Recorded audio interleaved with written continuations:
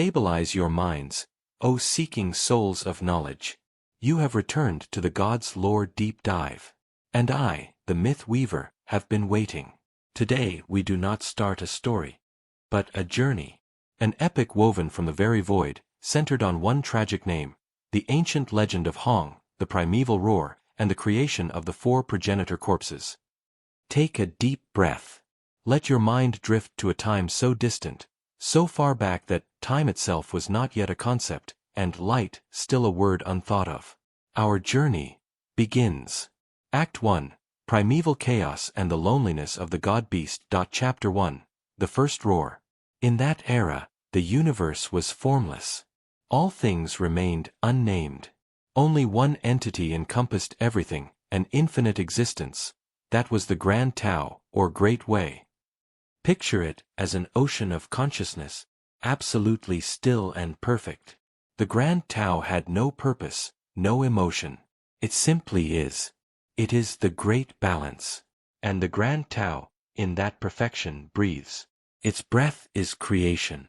It inhales, and all things retreat into the void. It exhales, and all things bloom forth from the void. Birth and death, to the Grand Tao, are merely two phases of the same breath. Yet, O listener, the tragedy of perfection is this. It cannot anticipate randomness. In one grand breath, when the Grand Tao decided that this stillness was insufficient, when it first separated chaos from order to diversify the universe, the initial collision of those two poles created an echo. A sound that was not in the plan. It was neither the melodious voice of order, nor was it the instinctual growl of chaos. It was a discordant note, a resonant anomaly, born from the very moment the universe became self-aware of its opposition. Initially, it was just a sound, a roar echoing in the unnameable. That roar carried one single syllable, Hong. And then, from that very sound, matter began to condense. It was not the pure chi of the future celestial realm. Nor was it the dark, murky energy of the later demonic realm. It was woven from the very void, the subtle space lying between the two poles. And so, from a roar, a consciousness took shape. Hong was born. From its birth, its tragedy was predetermined. For it was not a god. The gods, like Pangu or Nuwa, are the children of order. They are the architects, the builders, the ones who follow the grand blueprint of the Tao. Nor was it a demon. The demonic race is the embodiment of primal chaos, the disruptors, the instinctual forces seeking only to drag all things back to initial anarchy. Hong, therefore, is an ancient god-beast. One who stands alone. An outsider from its very first breath. The ancient gods, in their perfection, looked upon it with the cold eye of order. They deemed it a flaw, an affront to the harmony they were striving to weave. The ancient fiends, in their instinctual rage, growled distrustfully at an entity with powerful consciousness that did not belong to them. And thus, Hong belonged nowhere. Rejected by both light and shadow, it was utterly alone. And worse than anything else, it possessed consciousness. It didn't just exist, it knew that it existed. And it knew it was lonely. Furthermore, it possessed a gift, which it would later turn into a curse. That was immortality. And here, O seekers of knowledge, is the first key point of this epic. We must pause, to dive deep into the philosophical difference between these two concepts, for it is the key to the entire tragedy. Many of us may be confused. Aren't the gods also immortal? The answer, I tell you, is no. They are not the same. The gods possess eternity. What does that mean? It means they are part of the flow, part of the Grand Tao. They are the waves in the cosmic ocean. They may exist for millions of years, but should they fall, their souls are reabsorbed by the Grand Tao, dissolved, and become part of that ocean, only to form new waves. They do not fight the cycle. They are the cycle. Hong, however, is different. It possesses immortality. This is an entirely different concept. It is an act of disobedience, a stagnation. It is the absolute refusal to obey the Tao's law of birth and death. If the gods are the waves, then Hong is a boulder, an eternally unyielding rock, standing isolated in the eternal river. It cannot be destroyed. It cannot be reabsorbed. It simply exists, a solitary, isolated, and permanently unchanging existence. And while Hong, that lonely boulder, begins to grapple with its eternal existence, the cosmic river around it continues to flow. The Grand Tao completed its great work. The celestial realm was formed above, a place of order and law. The demonic realm, or the 9 underworlds, was positioned below, a place of chaos and instinct. And then, in the fragile space between, where light and shadow converged, the Grand Tao wove a masterpiece. A world of change, of fragility. That is the mortal realm. The mortal realm is a symphony.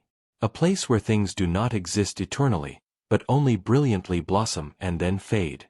And for this symphony to be played, the Grand Tao bestowed upon the creatures there, humans, spirit beasts, all things, a miraculous gift, and also the most tragic curse. That is finitude. They are the only beings granted death. We, with our mortal perspective, often view death as a tragedy. But as the myth weaver, I must invite you to see it as a gift. Because it is death, O listener, that grants meaning to life. Only by knowing they will experience loss do humans learn to love fiercely. Only by knowing time is finite do they build ambitions, empires. Only by being conscious of their own fragility can they create immortal poems, great constructions, leaving legacies that outlast their short lives.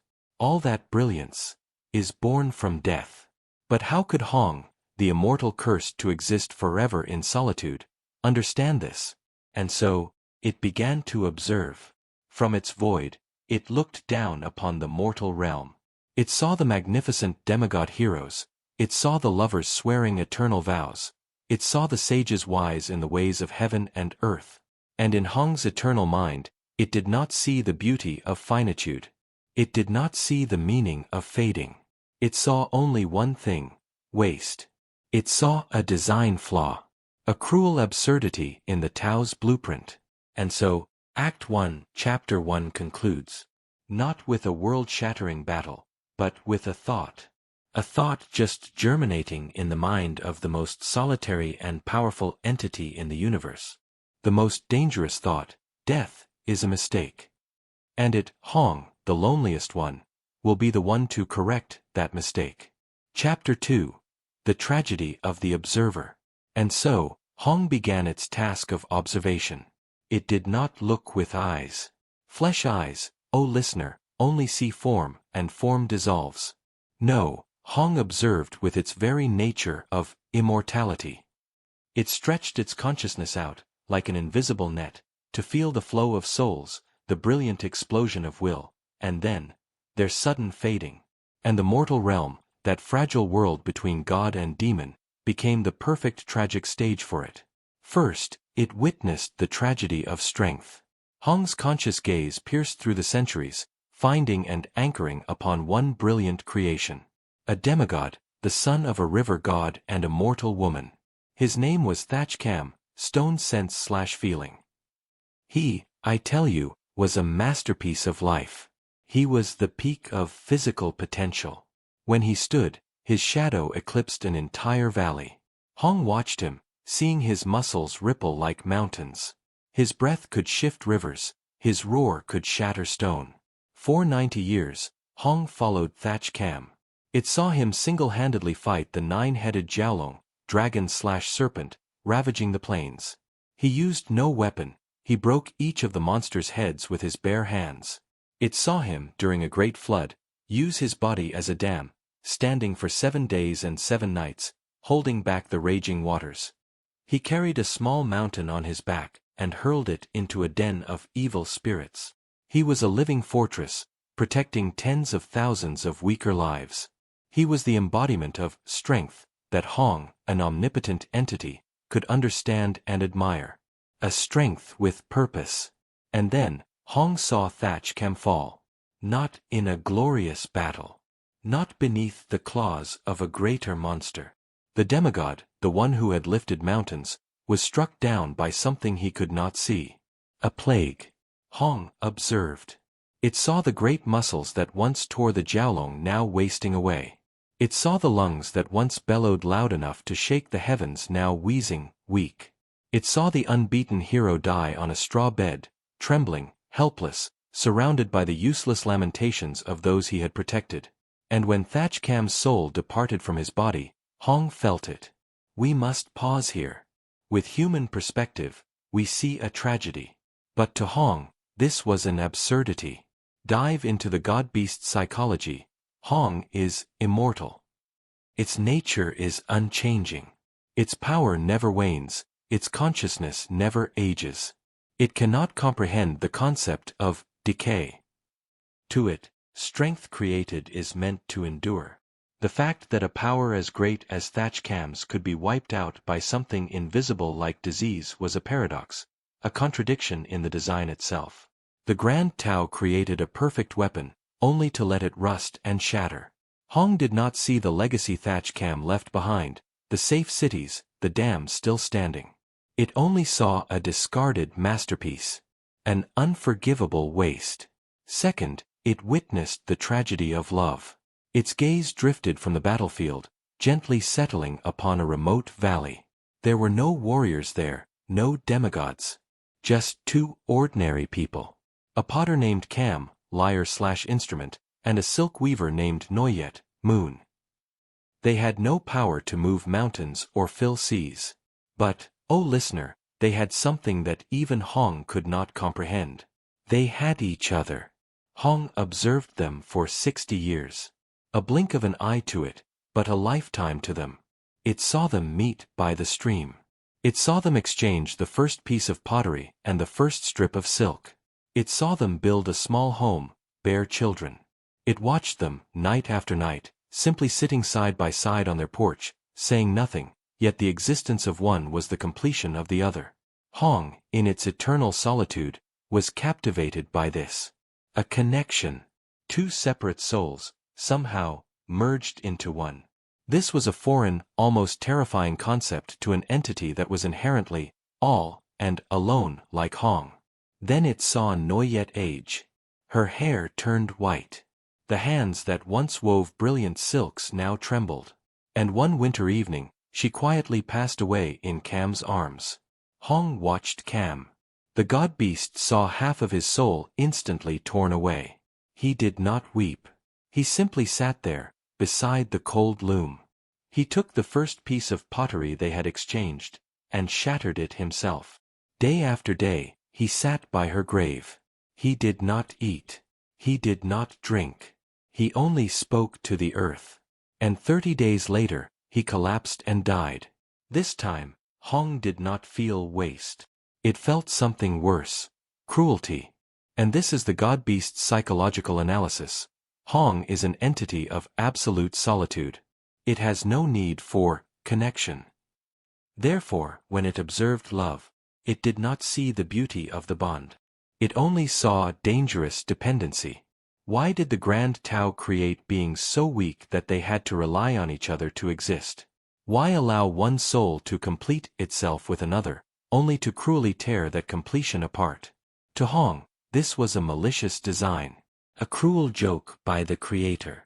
Better eternal solitude like its own, than to taste wholeness only to have it ripped away. It was a deliberate act of cruelty. Finally, it witnessed the tragedy of knowledge. Hong's gaze left the sorrowful valley, seeking a high mountain shrouded in white clouds. There, an old sage had meditated for 100 years. He was Lao Triet, old philosopher/sage. Lao Triet did not seek strength. Nor did he care for love. He sought only one thing, truth. Hong observed him. With cold curiosity, it saw him decipher the language of the stars. He understood the cycles of water, earth, and plants. He looked into the human heart and saw both nobility and cowardice clearly. His knowledge was as deep as the ocean. Just a little more, and he would understand the Grand Tao itself. For 100 years, the finite brain of Lao Triet had become a priceless library, containing insights that even many gods did not bother to seek. And then, simply, he died of old age. Hong watched his shriveled corpse. It felt the great stream of consciousness, that priceless library of knowledge, disintegrating. The insights into the cosmos, the philosophical formulas, the secrets of all things, all dispersing into the void, like ink dissolving in water. His disciples tried to record his words, but they only retained 1/10, and understood 100th. This time, Hong felt an utter meaninglessness. The God-beast's psychological analysis. Hong is an eternal consciousness. Everything it knows, it will know forever. The concept of forgetting or lost knowledge is a blasphemy to it. To what end? What has the Grand Tao done? Created a being, granted it the ability to comprehend the universe, allowing it to spend a precious lifetime accumulating knowledge, only to wipe that brain clean just as it reached capacity? This was not just waste or cruelty. This was absurdity. A pointless act from beginning to end. And so, Chapter 2 concludes. 3 tragedies were complete. Hong had seen great strength discarded. It had seen profound love punished. It had seen priceless knowledge erased. Now, its solitude had found a purpose. Its eternal existence had found a mission. It was no longer a flaw of the universe. It saw itself as the universe's sole savior. The Grand Tao, the great creator, was either incompetent or a cruel tyrant. And Hong, the immortal, the observer, the outsider, would observe no more. It would intervene. It would create beings possessing eternal strength, which would never decay. Beings with eternal love, a bond that would never be severed by death. Beings who retained eternal knowledge, which would never be forgotten. It would bestow upon the world its own gift of immortality. It did not know that when one who fails to understand the value of death attempts to bestow immortality, the only thing they create is a curse. The intention has been forged. 3 tragedies have been witnessed. The lonely observer has now found a purpose, a mission it believes is more noble than the order of the Grand Tao. We shall proceed to the most tragic chapter of Act 1, where a blasphemous thought begins to take form. Our epic continues. Chapter 3. The Blasphemous Decision. Hong was no longer a passive observer. Its eternal mind, once tranquil as a frozen lake, now rippled. Not with fury, nor with haste. It was the cold focus, the resolve of a cosmic engineer who had found a bug in the system and was determined to patch it. Its initial plan was grand, truly flawless. It would not simply create a single creature. It would create a new species, a superior version of all things. Imagine, O listener, a creation bearing Thatch Kam's undying strength, yet never falling to disease. A creation embodying Kam and Noyet's deep connection, yet never being separated by death. A creation holding Lao Triot's boundless wisdom, yet never letting that knowledge vanish into the void. It would take soil from the holiest mountain, water from the most primeval river, and use its own immortal power to mold a perfect body. A body that would not age, nor sicken, nor die. And so, Hong set to work. It went to Mount Kunlun, gathering million-year-old jade stone, the purest of substances. It went to the depths of Bak Min, northern darkness, taking eternal mysterious ice water. By sheer will, it ground the jade into dust, mixed it with the mysterious water, and using its own god-beast power, it sculpted a form. A perfect body was born. More beautiful than any god, stronger than any demigod. Flawless. Hong was satisfied. It had created a perfect vessel. And then, it took the next step. It attempted to breathe life into that vessel. It infused it with the celestial Lin Qi, spiritual energy, of heaven and earth. The body glowed, but then grew cold again. It infused it with the Mo Qi, demonic energy, of the 9 underworlds. The body trembled, but then remained motionless. It used its own power of immortality to transfer into it. The body became eternally rigid, yet it remained only a statue. Hong tried again, hundreds of times, thousands of times. And then, after 1,000 years of futile effort, the immortal god-beast, for the first time in its eternal existence, was forced to confront an undeniable truth. A limit. It, the one so powerful it stood outside the cycle of birth and death, the one that could exist eternally, could not perform the simplest of tasks, creating a blade of grass. We must pause here to delve into this tragedy. Why was this so? Because Hong, in its arrogance, was mistaken. It could manipulate matter, but it could not create the Lin, spirit/soul. The Lin, O listener, is not a form of energy. It is a divine grace. It is the unique spark granted by the Grand Tao. It is the thing that turns a lump of clay into a human, that turns a mass of energy into a god. It is the why of existence. And Hong, being born from the void outside the cycle, was not granted that ability. It could build a house, but it could not create a family. It could sculpt a body, but it could not bestow upon it a soul. This was a complete failure. Hong's great mind paused. The plan to create a new species from the void had collapsed. But to an eternal consciousness, failure does not lead to despair. It leads to a cold adjustment of the plan. If I cannot create life, Hong resolved, then I shall preserve the life that already exists. A new thought, even more blasphemous than the initial one, took root. Very well. The Grand Tao grants the Lin. Let the Grand Tao do that work. Let humans, demigods, and sages be born. Let them live, let them accumulate strength, love, and knowledge. But, at the very moment they are most brilliant, just before the Grand Tao can reclaim them through death, Hong will intervene. It will not let them die. What will it do? It will freeze them in place. It will keep that perfect state intact. Forever. It will prevent the soul from leaving the body. It will prevent the body from decaying. An eternal stagnation. An artificial immortality. But how? How to anchor a soul, something that inherently belongs to the cycle, to a corpse, something that inherently belongs to the earth? Hong needed a kind of glue, a kind of chain. It began to search. It analyzed Lin Qi. No. Lin Qi is too pure. It always seeks assimilation with the Grand Tao. It would help the soul achieve transcendence, not hold it back. It analyzed Mo Qi. No. Mo Qi is too chaotic. It would tear the soul apart and make the body explode, not preserve it. Hong needed another form of energy. One that sought neither transcendence nor destruction. One that sought only one thing, stagnation.